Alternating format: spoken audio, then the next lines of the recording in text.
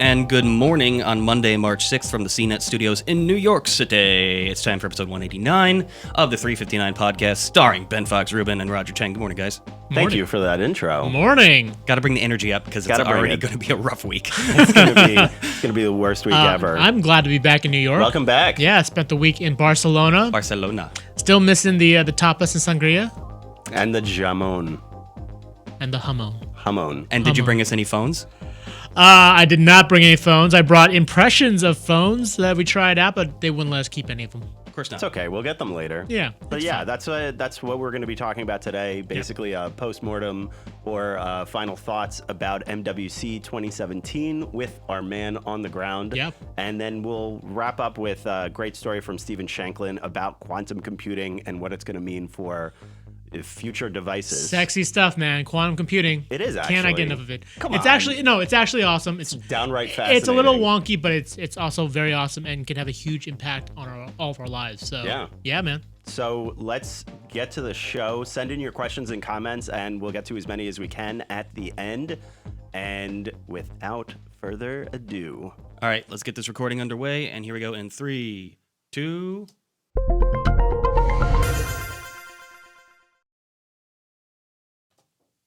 Welcome to the 359. I'm Ben Fox Rubin. I'm Roger Cheng. Okay, Roger, welcome back from Barcelona and Mobile World Congress. Overall, what was the most memorable thing that you saw at the show? The most memorable thing, obviously, had to be the Nokia 3310 and just the hysteria over it. This is a 17-year-old phone, slightly updated, looks a little bit nicer. I had a chance to try it out. The biggest feature is 1 month of standby time. Ugh. Of course, you can't do much on it besides play Snake. You can text, you can call, but it's obviously not a smartphone like an iPhone or a Galaxy S8. But why the hysteria? I mean, we were excited over here talking about it, but it sounds like at the show it was just getting frothy. Like people were really getting almost too excited about this thing. It's a potent mix, right? There's a lot of nostalgia involved. A lot of folks who had that phone originally really love it. And it's also the fact that, there wasn't anything that really blew us away. So it kind of left and then with Samsung out of it, it really there was sort of a vacuum there. And Nokia kind of filled that vacuum really well with this phone that just, weird. It tugged at our heartstrings, right? And for a lot of these industry folks they're all phone geeks. We're all phone geeks. We really got into it. Much of the detriment to its other phones. Actually, HMD Global, the startup building these Nokia phones, actually introduced 3 other Android phones, actual smartphones. No one cared about them. So when you were holding the Nokia, what was it like? I mean, it was like holding a candy bar phone, like from back in the old days. So you were not impressed? It was just...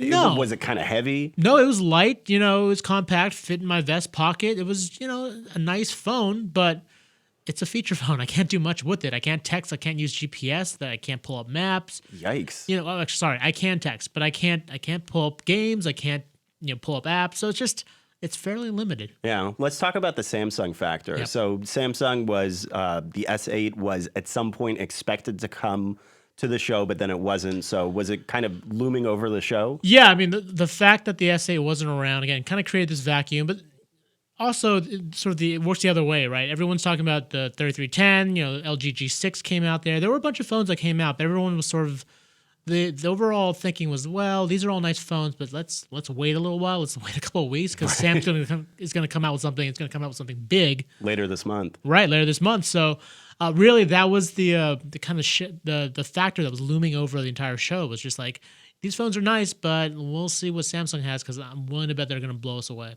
Yeah. What about Moto mods? Talk to me a bit about that. Yeah, the Moto Z was kind of a stealth popular product there. Motorola had a very small, intimate press conference where they talked about the future of motor mods. This is the idea of like these modular gimmicks, right? They snap onto the back of the phone to add new capabilities. Motorola introduced a whole bunch of new ones and really sort of a commitment to keep this whole modular gimmick going, which is really interesting because everyone else sort of dropped it. Google's dropped it, LG dropped it. Now Motorola is really the only one embracing the idea of a modular phone. Yeah, next up, our colleague Stephen Shanklin wrote about how quantum computing could one day superpower your iPhone.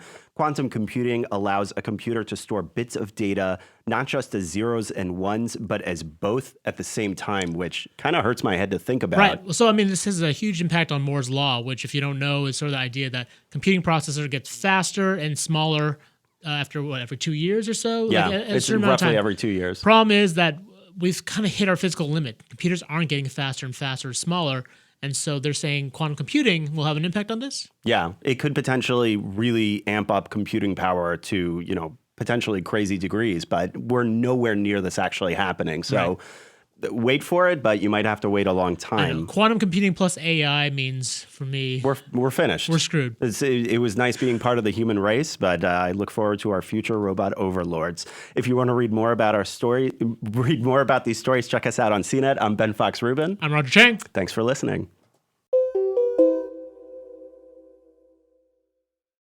So in the chat already, somebody was really excited. Ahmed was really excited about the BlackBerry Key 1. Oh, interesting. It's like They it was know almost, you're a BlackBerry. It was almost kind of expert. an afterthought because they were the very first press conference at the show. They kicked it off Saturday night with the Key 1, and then all the other press conferences came, and I think it got lost in the shuffle. Like no one was talking about it. Everyone was talking about the 3310.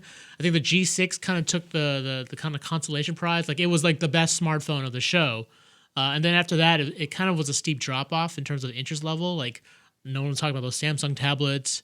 There was some talk about the Motorola stuff, but BlackBerry kind of got lost. Like we kind of forgot about it. It was just like 2 or 3 days removed. So shocked. Right? I was a little shocked by the interest level. I thought there would be at least some, if nothing else, morbid curiosity about whether or not a company could bring back the BlackBerry brand. But yeah, it kind of got lost in the shuffle. We've had so many comeback efforts with BlackBerry that this doesn't seem like Don't it's call going it to a happen. comeback. Yeah. You can't. You They've can't. been, That's they've right. been in the ditch for LL years. Cool J was always right. He's right all along. LL Cool J, a He's always great man. Full disclaimer, yes, we do work for CBS technically. And by the way, Not technically. We actually work for CBS. We're And contractually also- obligated to pat LL Cool J's back once in a while. by the way, Les Moonface, if you're watching, we really like you. Did you say Fuhrer? Führer. If you're or If you're Fuhrer? watching. If you are, Oh. jeez. Careful. All right. Seriously, I almost this got has gone fired. off the rails so quickly. And it's just welcome back, Monday. Roger. Welcome back, Roger. Pervy Ghoul says, talk about the XZS and XZ Premium. XZs and XZ Premium. Oh, the Sony phones? Yes. You know what? They were impressive looking phones. They're not coming out till like the middle of this year. I think they were announced expressly so Sony can say, we've got the first phones with Qualcomm Snapdragon 835 processors, which are Qualcomm's newest flagship chip. That's supposed to debut on the S8 first and actually hit the market first. But I think Sony wanted to just get out there like, we've got it. And the phone's not coming out for a while. So, meh. Yeah, but still, we're talking about Sony here. So, like, they don't have a lot of market share, and it's not as bad as BlackBerry, Right. but they're still struggling to Here's get the thing attention. with Sony, because they do make premium phones, and they've been trying to kind of trim down their portfolio so they really only focus on premium phones. That still hasn't sold well. And their biggest gimmick for a while, or feature, was water resistance. Mm-hmm. And guess what everyone else decided to do too? Well, also, what I'm interested in is you mentioned that LG G6 got the consolation prize after the Nokia candy bar phone. Yeah. Were you at all excited about that phone? Could you see yourself using the G6 or buying it? You know what? It was a nice phone. It does pack in a screen that's larger than my iPhone 7 Plus into a body that is much, much smaller, which is kind of a neat trick. The only thing is that I think Samsung's going to do it even better in a few weeks, And potentially the next potentially iPhone will do it too. Apple is probably going to do the same thing, and they're basically, I think they were listening, they're reading the tea leaves, looking at the trend of smaller bezels, and I think that's sort of what everyone else was trying to do. And so I think LG probably did it best at the show. Yeah, so they got it out of the gate first, Yeah. but it doesn't seem like they're going to gain too much momentum off of that. No, and plus they also use a dual camera system, just like Apple. But instead of a zoom lens, they use a wide angle lens, which I'm not the biggest fan of. Like I'd rather have the zoom than wide angle versus like a wide angle and then a normal angle lens. Which We have a lot of great comments in the chat, but before that, I want to say that, and I'm calling it in 10 years, comeback of the bezel. wow. Putting that out there And right then people now. are gonna go crazy for it. Like, And- oh my god, the bezel! bezel. I remember when Missed there was the such a huge bezel. frame around the. Oh, a cyclical. home button. It's so wonderful to get the home button back. All right, so Yash wants to know, what are your thoughts about the OnePlus 4? The OnePlus 4 didn't show up at the show. Wasn't at the show this year. Yeah, I don't. So I don't really have. We haven't really we Yeah. haven't, we definitely haven't in office, so Yeah. So sorry. Sorry. Let's see. Do you think the Mobile Skies wants to know, do you think the Nokia 3310 is aimed at a non-techie market? I think that kind of goes without saying. Yeah, absolutely. So I think there's two markets that it's going for. They're going to go to the emerging markets, countries where not everyone uses a smartphone yet, where it's sort of a pretty competitive looking feature phone. I mean, again, it's a month standby time and 22 hours of talk time. So if that's all you care about, that's great. They also said this might be a good sort of alternate digital detox phone for you if you want to get away for the weekend. Mm-hmm. Slap your SIM card into that phone, and you have a legitimate excuse for not being able to be reached via email because your phone doesn't have email. Right, but then you have it Amazing we for have to emergencies. invent other ways to get off the grid. Yeah. That's how we are now. Yep. All right. Vijay wants to know, what are your thoughts on the Huawei phones and the Huawei Watch 2? The Huawei phone, the P10 was, it's a very competitive phone. It's got the Carl Zeiss lens. They were very proud of trying to get people to use that camera. It's a competitive phone. It's not coming to the U.S., so it's not as much of an issue for us, or it's not a factor for us. But I got a sense from the sort of looking at it, from talking to people, that it was a nice phone, but it was sort of like in the pack of devices. It didn't really stand out from anything else. And so for the watch, I thought the watch was ugly.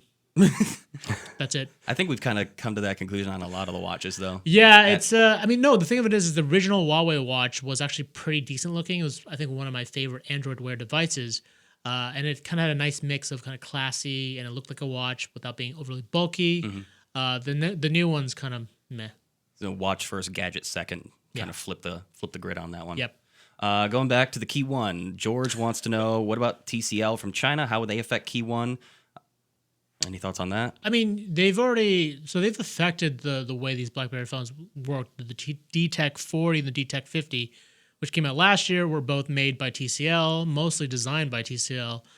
So you imagine that you're going to start to see the same kind of DNA flow throughout the next couple of phones. And I did report exclusively at the show that they are committed to as many as three new BlackBerry phones this year. Sure. What did you hear from them directly as far as how committed they are to the BlackBerry brand, well into the future? Right. I mean, they're absolutely committed. I think they're really excited to actually have a brand that people recognize, right? Because they've been selling phones through Alcatel. Their TVs are sold through TCL. Neither of these brands are like household names. So to have the BlackBerry name in the stable, I think they're really excited about that. Granted, it's a tainted name, right? Yeah, but it is a well-known name. It's interesting that one of your stories mentioned that they also own the Palm name, yes. but there's no plan to bring that back. They bought the Palm name in really in the middle of CES 2015, and they've done nothing with it. I've talked to their CEO who hinted that there still are some plans, but they're focused on the BlackBerry name for now. All right, we got a double team here from Bassem and Ahmed. What about the Note 8? I'm still unable to put up my replacement S7 Edge. It's a great phone, but I'm emotionally hurt and waiting for a Note 8. And then the follow-up from Ahmed is, do you guys think that Samsung can earn their customers' trust back? Great question. Great questions. Considering you didn't really see much of them at the old conference there. Yeah, I mean, they did have a big press conference at the end of Sunday night where they released two tablets that no one's going to buy. Snooze. But I think the S8 will. I mean, look, if the S8 blows you out of the water, I think that does a lot to earn your trust back. I mean, it's still one of the top two phone makers, and it's not losing that position to anybody anytime soon. There is such a gap between Samsung, Apple, and everyone else that it's not. Yeah, they're not in huge jeopardy yet. Now, if the S8 starts exploding, that's a whole nother matter. That would be such this disaster. Is sort of right now, this is sort of a one-off. This is kind of a freak, bizarre incident. If the S8 kind of launches without a hitch, I mean, that kind of gets them rolling again. And the Note 8, they have confirmed the Note 8 will come later this year. So you can expect that if you're a big Note fan. When does it usually come out? What Fall. month? In the fall? September. Okay. Yeah. So you're going to have to sit tight and wait for that. Yeah. So we've grazed on this rumor before, but Vedant wants to know, is Samsung releasing the Note 7 as a refurbish? No. Absolutely no. Absolutely Ooh, not. really? I can tell you for sure that's not happening. That makes sense. I mean, I asked multiple Samsung people at the show. I got a lot of laughs and chuckles and The that's rumor, stupid. I think it was just ahead of MWC that rumor started percolating that, they're going to refurbish it and bring it out again. And Not we were happening. scratching our heads on the podcast being like, well, the how does that justification make was they have all sense? these extra parts. What are we going to do with all these extra parts? And Then there's put it in there's into an a argument different there. phone. Yeah, that's it. Like those parts are Actually, not proprietary. I have to say the most interesting thing that happened at the Samsung press conference was Greenpeace protesters actually like broke in and like made a huge stir. They actually rappelled off the roof of the building that the Sweet. event was held. Dropped this giant sign. One really well-dressed protester actually like got up on the stage. People didn't even notice who he was because he was so well-dressed. He just looked held like up he a belonged. sign. Yeah, he looked like he belonged, but he held a sign. He was asking, basically, they're asking Samsung to disclose how they're getting rid of these batteries that they've recalled, right? And this, So an environmental. Yeah, It's an Are environmental you going issue, to yeah, put this in a landfill somewhere? And, exactly. Yeah. And like no one really noticed until the speaker like sort of gently and politely asked the protester to like get off the stage. And everyone was sort of like, wait, what? This is not a. We all thought this was some sort of like big stunt, like Greenpeace is going to make a thing or make their statement. Samsung was going to come and swoop in and go like, yes, we believe in environmentally responsibly getting rid of thought these it was batteries. all part of it. Yeah. Part of the show. And then like the speaker went off script and everyone was like, what? What's going on? It was a fairly crowded room, so it was hard to make out what was going on in the front. Yikes. Yeah. Yikes on bikes. We only got a couple minutes left. CNET, do you think the 18:9 screen ratio would affect the smartphone world in a positive way? I hope so. It's basically, by the way, it's not 18:9, it's 2:1. I know they were saying 18:9. I asked Touche. LG. Instead of 16:9, right? Right. Well, that's the it would easy be way a to They direct basically, it's like, the easy way for idiots to understand 16:9 I'm an to idiot. 2:1 is I'm an idiot. 18:9. I know. I think that's a good thing. The whole like idea of having like two squares, especially if you're a big Instagrammer, that's kind of cool, right? Having Instagram, you'll have the Instagram photo there, and you'll have kind of like that equal square underneath to show the options. I kind of like that. I know it's a buzzy thing around here from the production scope of things and the videos that we make coming out of CNET. So we might see something coming down the pipeline. I can't guarantee anything, but I know it's been discussed Nice. as far as embracing that for our content. As far as 18:9, I still don't think that it's important enough as a differentiator to get you to buy a specific phone, one or the other. I don't think think it's a nice feature to have if you happen to be buying that phone already. But you're right. It's not going to sell you on the device. Well, Which think is about the people who live their career as social media aggregates and content producers, and that could be beneficial to them. I think I know a guy who pretty much his entire life is running social media for a number of agencies. So if he could embrace a new avenue, kind of, but as far as like changing the industry, I think it's still kind of in the gimmick line. I would say my hope is that 18:9 ratio or 2:1 ratio